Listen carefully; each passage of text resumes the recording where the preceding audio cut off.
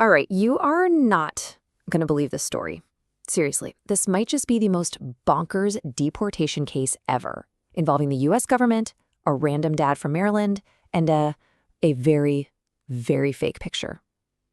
Let's get into it. But real quick, before we dive headfirst into this madness, do me a solid and smash those like and subscribe buttons. You're not going to want to miss what we break down next. Okay, let's do this. So this is where it all kicks off, with a tweet from the official, honest-to-goodness, Department of Homeland Security Twitter account. Yes, they actually called the guy they were trying to deport Homie. The internet, as you can imagine, went absolutely nuts. Which leads to the million-dollar question, right? Who in the world is Homie? Who are they even talking about? This whole thing is basically a story of a truly epic and just plain weird showdown.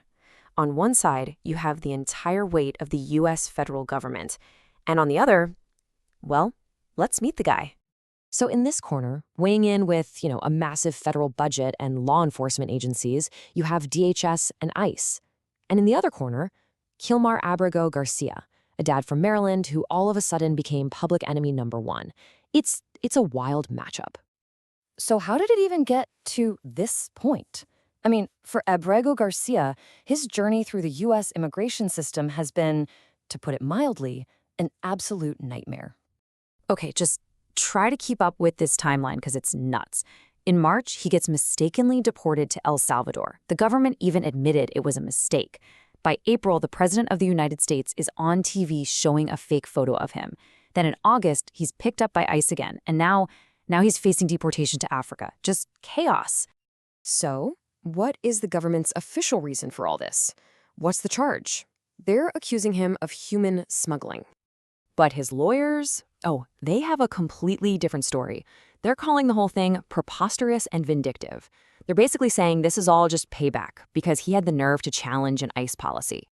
And this is where things really escalate. It stopped being about just a human smuggling charge and turned into something way, way more intense. I mean, check out this quote. This is from Kristi Noem, the Secretary of Homeland Security, the head of the department, calling him a monster on social media and making it her personal mission to get him deported.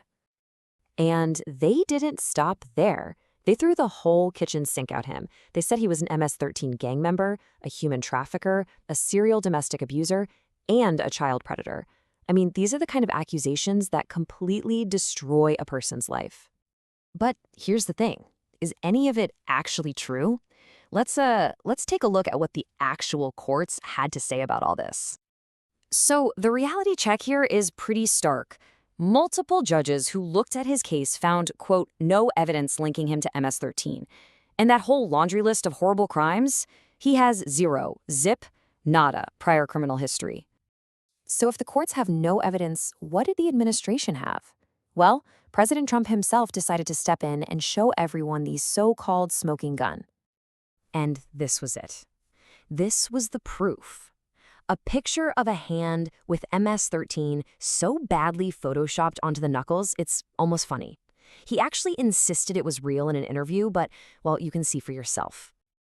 And just when you think this story cannot possibly get any weirder, it takes another hard left turn. After a judge blocked his deportation, the government just kind of picked a new country to send him to, seemingly out of a hat. Which, of course, led everyone on the planet to ask the exact same question. I'm sorry, where in the world is Eswatini?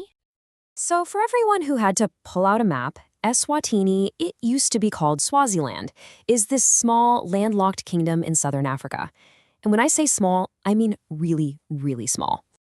The entire country is only about 120 miles long and just 80 miles wide.